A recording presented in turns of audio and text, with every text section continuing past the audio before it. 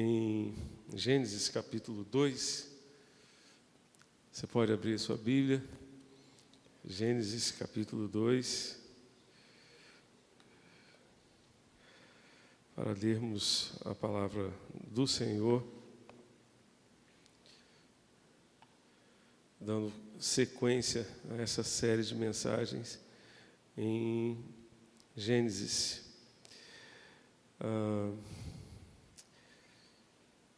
Esse texto é muito precioso. Deus certamente tem algo muito importante a compartilhar conosco através da sua bendita palavra. Então, acompanhe aí a leitura, ou melhor, deixe a sua Bíblia aberta nesses dois capítulos. Nós vamos recorrer a eles em vários momentos da nossa reflexão de hoje. Na próxima quarta-feira, se Deus assim permitir, vamos entrar no capítulo, em outros aspectos do capítulo 3. Hoje vamos citar o capítulo 3 em um dos nossos pontos de mensagem de hoje, se Deus assim permitir, se o tempo nos permitir também. Mas vamos pensar nesta noite, meus irmãos, no desafio de resgatar o projeto de Deus para a família a partir aqui de Gênesis. Resgatando o projeto de Deus para a família. Antes de prosseguir, queria compartilhar com os irmãos que Jim Collins, um consultor de empresas nos Estados Unidos, alguns anos atrás fez uma pesquisa com empresas que conseguiram perdurar através do século passado, empresas que sobreviveram por mais de 70 anos e que sobreviveram a duas grandes guerras mundiais, sobreviveram a tantas mudanças que aconteceram no mundo no século passado. E ele então chegou a uma conclusão básica, fundamental, de que o que fez essas empresas durarem foram os seus valores. Foram os seus valores. Então, o que faz uma empresa durar são os seus valores, o que faz uma família durar, da mesma forma, são os seus valores. Os valores. E, primeiramente, eu queria destacar nesta noite o valor da palavra de Deus. O valor da palavra de Deus, né? Para resgatar o projeto de Deus na família, nós precisamos voltar para a Bíblia, para a palavra de Deus. É lá que encontramos o projeto de Deus para a família. A palavra de Deus nos ensina limites, ou seja, até onde podemos ir, ou até onde devemos ir. Veja o que diz Gênesis 2, 16 a 17, está ali na tela. E o Senhor Deus ordenou ao homem: de toda árvore do jardim você pode comer livremente, mas da árvore do conhecimento do bem e do mal você não deve comer, porque no dia em que dela comer você certamente morrerá. Deus está dando um limite ao homem e à mulher. E nós vivemos hoje, meus irmãos, num mundo sem limites. Sem limites. A palavra de Deus estabelece limites. Até onde podemos ir, o que devemos fazer, como devemos proceder. A sociedade de hoje precisa da mesma forma de limites. Vivemos numa geração que perdeu a noção de limites. Qual é o peso, o valor da palavra de Deus para a nossa família nos dias de hoje? Especialmente nos momentos de escolha, nos momentos de decisão. Quantos problemas o primeiro casal criou para si mesmo e para a sua descendência, simplesmente porque não obedeceu à palavra de Deus. Desde o jardim do Éden, Satanás tem procurado entrar na história da humanidade para relativizar a palavra de Deus. para relativizar, para lançar dúvidas acerca da palavra de Deus, dúvidas acerca da sua utilidade e dúvidas acerca das consequências da desobediência à palavra de Deus. Quantas vezes nós vamos ouvir pessoas dizerem alguma coisa do tipo: eu faço, mas quem não faz? Eu faço coisas erradas, mas quem não faz? Eu faço e daí ninguém paga as minhas contas. Eu sou aquele que sou responsável por mim mesmo, né? Eu faço, mas ninguém tem moral para me acusar, porque todos erram em alguma coisa. Quem é você para falar alguma coisa para comigo? Quando nos comparamos aos outros,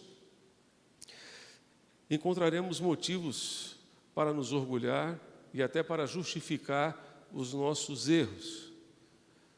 Mas quando nos confrontamos com a santidade de Deus, nós nos sentimos envergonhados. Envergonhados. Quando nos confrontamos com a santidade de Deus, como foi o caso de Isaías, e hoje nós compartilhamos com as irmãs da MCM Tarde, a experiência de Isaías lá no capítulo 6 do profeta, em que ele vê o Senhor e vê a si mesmo e diz: ai de mim, porque sou um homem de lábios impuros, habito no meio de um povo de impuros lábios, e os meus olhos viram o Senhor. Então, quando nós nos confrontamos com o Senhor, nós não temos outra reação senão sentir vergonha da nossa condição pecaminosa, sentir vergonha do fato de tantas e tantas vezes vivermos afastados do propósito de Deus. Então, a família, para resgatar o projeto de Deus para a sua existência, precisa resgatar o valor da palavra de Deus. É na palavra de Deus que vamos encontrar direção, orientação para as decisões, para a vida da família. Deuteronômio capítulo 6, de 4 a 9, eu queria convidar os irmãos para lermos juntos, está ali na tela, vamos ler todos juntos esse texto, que é simplesmente o texto mais recitado em todo o mundo, mais recitado no mundo todo. Vamos ler todos juntos? Ouve, ó Israel, o Senhor nosso Deus é o único Senhor.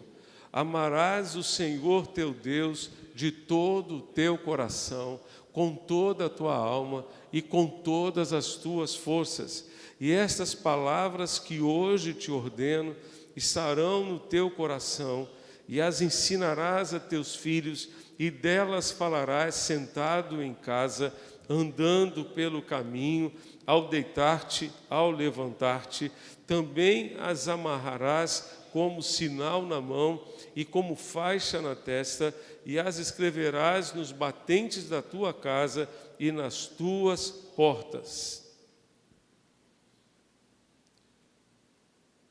Tu as inculcarás a teus filhos. É a palavra de Deus sendo compartilhada dentro de casa, ao sentar, ao deitar, ao levantar, em todo momento. Ouve, ó Israel, ouve, ó Israel, o Senhor nosso Deus é o único Senhor. O problema é que a gente ouve, às vezes a gente ouve, mas não presta atenção. Já aconteceu, né, com você? Quantas e quantas vezes você ouve alguma coisa, mas não presta atenção. Às vezes a gente ouve, mas não pratica, não obedece. Quando a gente não pratica, a gente não guarda. A melhor forma de guardar, por exemplo, uma fórmula de matemática é fazendo exercícios de matemática, e dessa forma você vai aplicar, você vai guardar aquela fórmula. A melhor forma de guardar, por exemplo, um outro idioma que você está estudando é aplicando esse idioma no seu dia a dia, e desta forma você vai conseguir, então, se lembrar desse novo idioma. Se você não praticar, você não vai guardar. Não vai guardar. Amigo do Paulo Vitor, meu filho mais novo, que foi morar nos Estados Unidos, ele estava dizendo para o Paulo Vitor esses dias que ele foi morar numa região dos Estados Unidos, que tem tanto brasileiro que ele levou muito tempo para conseguir desenvolver bem o inglês dele, porque ele convivia quase que todos os dias com brasileiros e não tinha necessidade de praticar o inglês. Quando a gente pratica, a gente guarda, a gente assimila melhor. A mesma coisa com a palavra de Deus. A ruína do primeiro casal foi ouvir, mas não praticar, não obedecer. Imagine, por exemplo, se Noé tivesse dado ouvidos, não tivesse dado ouvidos, melhor dizendo, às instruções, às orientações de Deus para construir uma arca. Ele e sua família toda teriam perecido. Deus deu a ele todos os detalhes de como deveria construir aquela arca, as medidas, a madeira, as divisões, o projeto de construção, tudo foi ditado por Deus. Se ele não prestasse atenção, perderia os detalhes para a construção daquele que foi o instrumento de salvação de toda a sua casa. Tiago capítulo 1, 22 a 26, de acordo com o texto da Bíblia Viva, vai dizer assim: lembre-se, coloque em prática a palavra e não sejam apenas ouvintes. Portanto, não se enganem, pois se uma pessoa apenas ouvir e não colocar em prática, é semelhante a um homem que coloca o seu próprio rosto no espelho e depois de olhar para si mesmo, logo que se afasta, não se lembra de como é a sua aparência. Entretanto, se continuar olhando com firmeza na lei de Deus, que traz a liberdade, e não a esquecer, mas praticar o que ela diz, Deus abençoará grandemente essa pessoa em tudo o que fizer. Então, se você colocar em prática, Deus abençoará grandemente em tudo aquilo que você fizer. O segundo valor que devemos resgatar, para resgatar o projeto de Deus para a família, é o valor do relacionamento com Deus. No capítulo 3, você vai encontrar, especialmente no verso 8, que Deus saía à tardinha para um encontro com um casal. O primeiro casal, Adão e Eva, tinha encontros regulares com Deus. Havia uma proximidade, havia uma intimidade tremenda com Deus, até o dia em que o pecado quebrou esse relacionamento. Da mesma forma, o pecado afeta o nosso relacionamento com Deus e, consequentemente, o nosso relacionamento familiar. Por isso, precisamos tomar cuidado para não deixar brechas no relacionamento com Deus, pois são elas que facilitam a ação maligna para destruir a nós mesmos e as nossas famílias. 1 de Pedro, capítulo 5, verso 8, nos diz que o nosso adversário anda ao nosso derredor, bramando como leão, procurando a quem possa tragar. Existe uma guerra espiritual tremenda e o nosso adversário está empenhado, portanto, na destruição de toda e qualquer família. Ele está trabalhando o tempo todo para isso. Então, nós precisamos fechar toda e qualquer brecha que possa haver na nossa casa, que possa haver no nosso relacionamento com Deus. Aquele momento crucial na vida de Caim, em Gênesis capítulo 4, nós vamos encontrar Deus alertando Caim da seguinte maneira, está ali em Gênesis 4, de 6 a 7. O Senhor perguntou a Caim: por que você está furioso? E por que o seu rosto mostra ódio? Se você fizer o que é certo, não será aceito.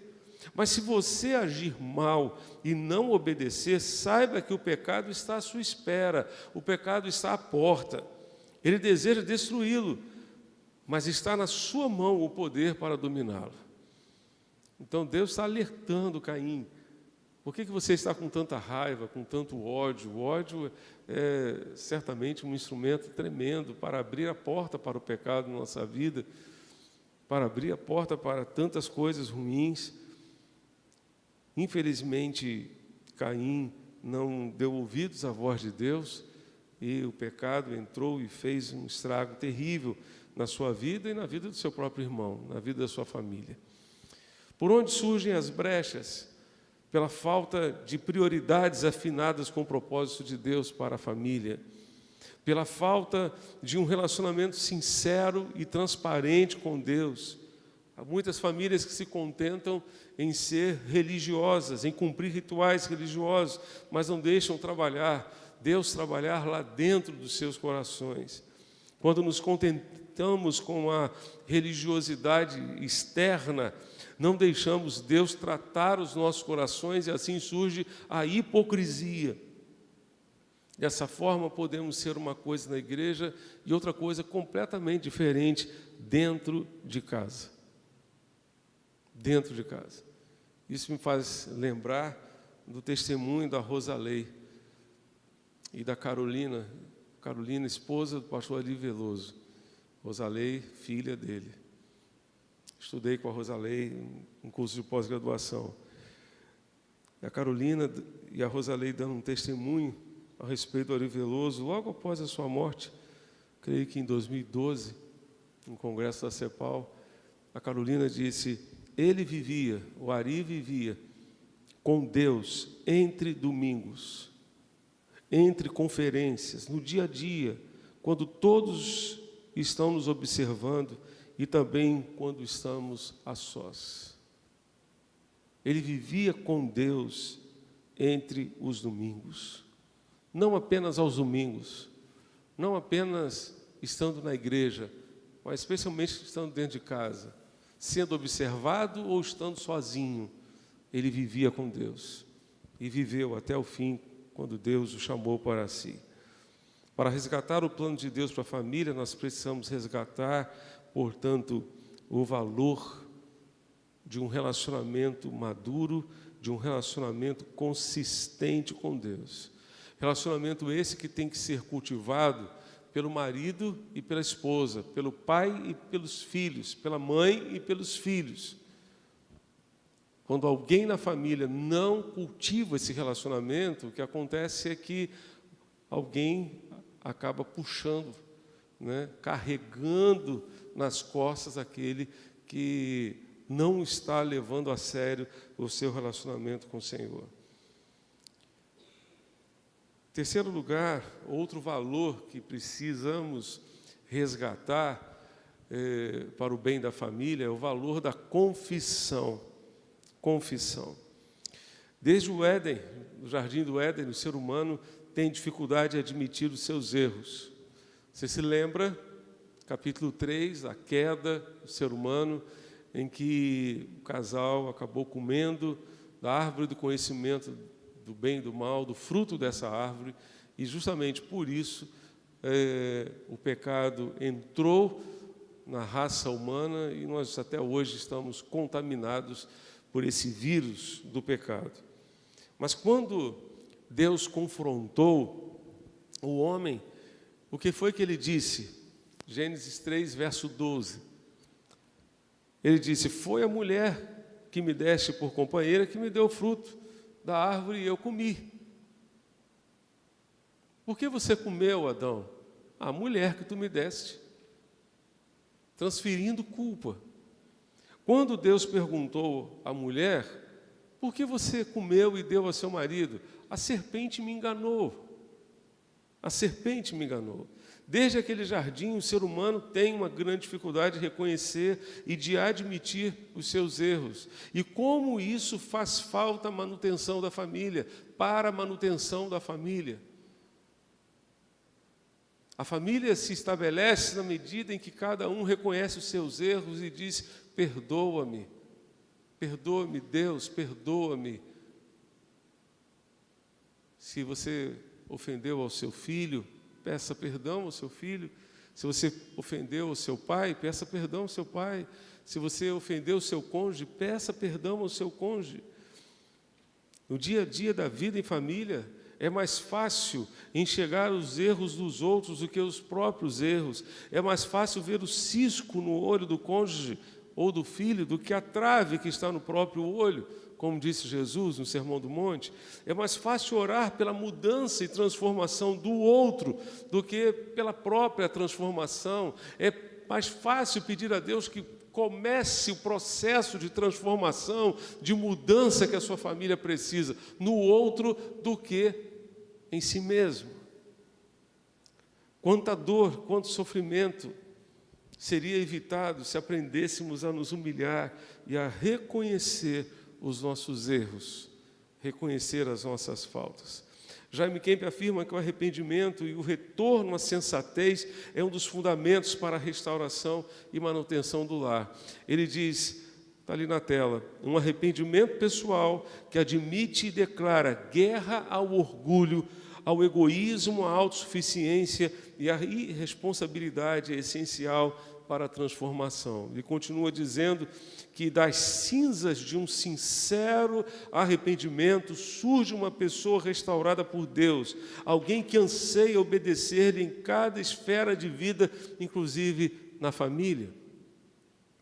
Por isso, Provérbios 28, 13 e 14 nos diz o seguinte: quem encobre as suas transgressões jamais prosperará, mas o que as confessa e abandona alcançará misericórdia. E feliz é aquele que sempre teme o Senhor, mas o que endurece o seu coração cairá na desgraça.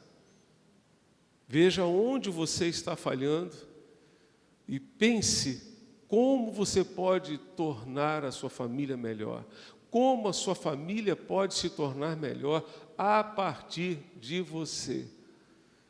E se há necessidade de pedir perdão, há necessidade de reconhecer erros, faça isso o quanto antes. Outro valor que a família precisa resgatar é o valor do casamento na base da aliança. Para muitos hoje o casamento é um mero contrato que pode ser rescindido a qualquer momento.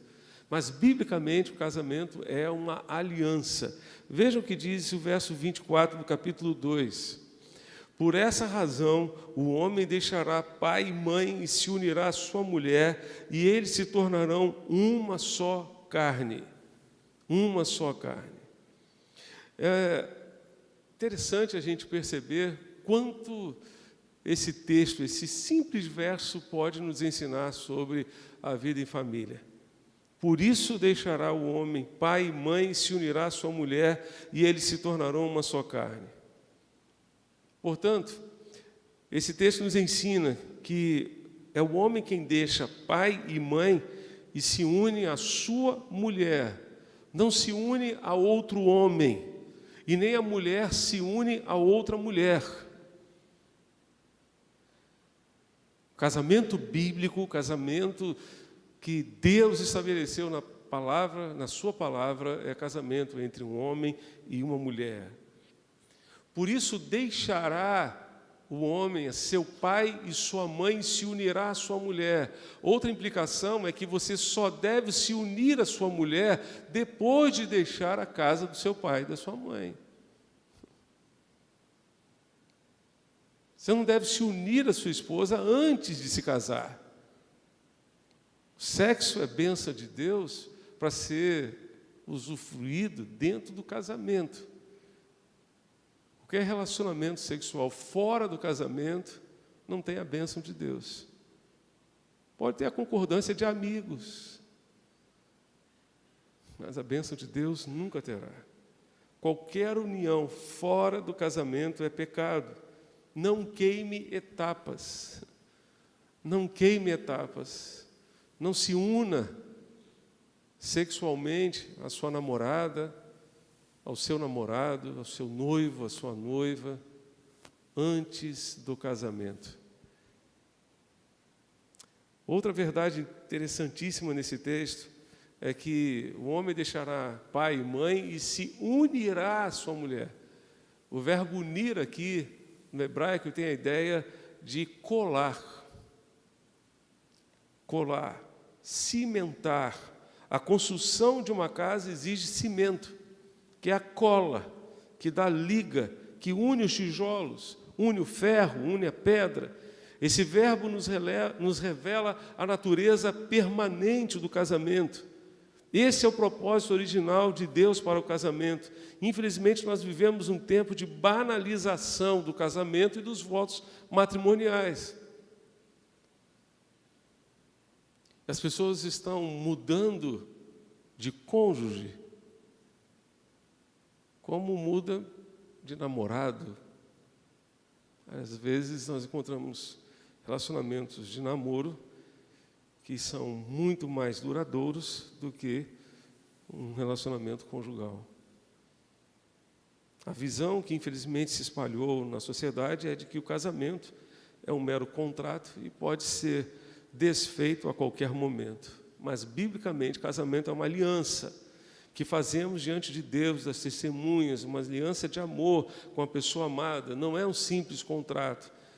Quando a pessoa acha que seu casamento é um simples contrato, pode ser desfeito por qualquer razão, por qualquer circunstância. Jesus foi interrogado a esse respeito. Está lá em Mateus capítulo 19. Os fariseus perguntaram: então, por que Moisés ordenou dar carta de divórcio e repudiar a mulher? Jesus respondeu: foi por causa da dureza do coração de vocês que Moisés permitiu que vocês repudiassem a mulher, mas não foi assim desde o princípio. Eu, porém, lhes digo: quem repudiar a sua mulher, não sendo por causa de relações sexuais ilícitas, e casar com outra, comete adultério. Essa dureza de coração tem criado padrões distorcidos para o casamento. Essa dureza de coração impede o exercício do perdão, impede a restauração, resiste à obra de Deus. Uma aliança estabelecida para toda a vida. E certa vez eu ouvi de uma pessoa que havia se divorciado, dizendo que, infelizmente, havia se divorciado por causa da dureza do coração. E ele sabia que, se não fosse a dureza do coração, muitos divórcios poderiam ter sido evitados. Muitos. Se você entende que o seu casamento é uma aliança, lute por ele. Lute por ele, com todas as forças. Lute para manter o seu casamento e não se curve diante de qualquer circunstância. E permaneça firme no propósito que Deus tem para você. Família é feita de relacionamentos.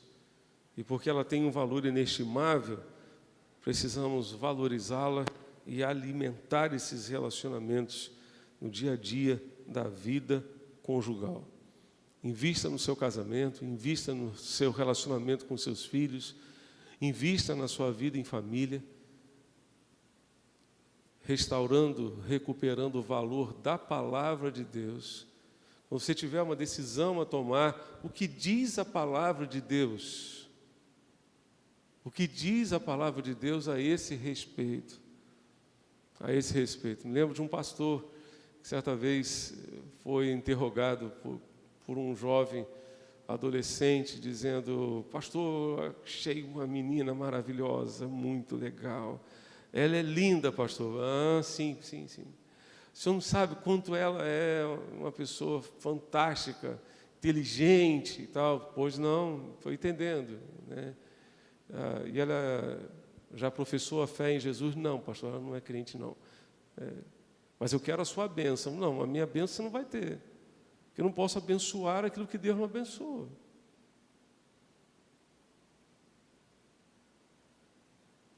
Aí o pai desse garoto liga para o pastor: pastor, que negócio é esse? O senhor não abençoou meu filho?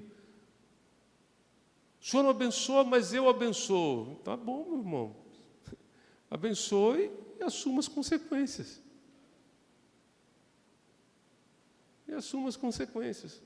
Mas eu não vou abençoar aquilo que Deus não abençoa. Simples assim. Restaure o valor da palavra de Deus para você, para a sua própria vida e para a sua família. Restaure o valor da confissão, admitindo seus erros, suas falhas.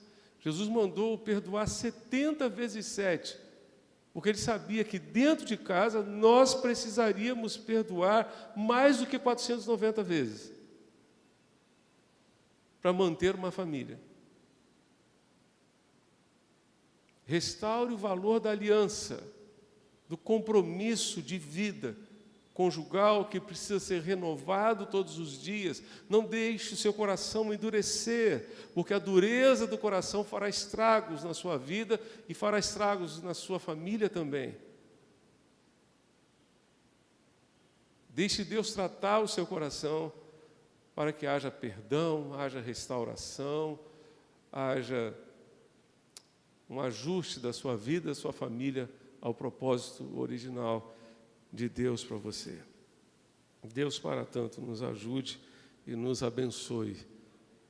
Amém?